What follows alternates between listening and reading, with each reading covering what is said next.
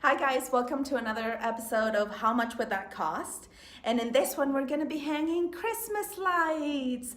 It's that time of year now and the houses in the neighborhoods look so good.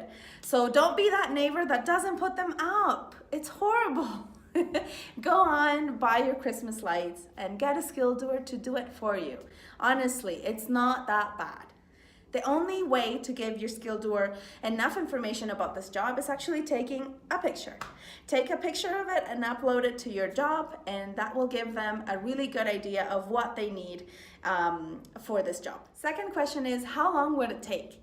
This will depend on how much you want to decorate, but give your skilled doer a good couple of hours for them to do your front. So finally, how much would this cost?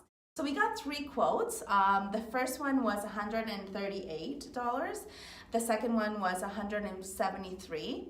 And the third was $288.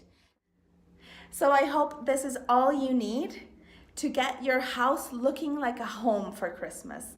Get your lights up. We can't wait to see them. Go to jobjar.ca and just get it done.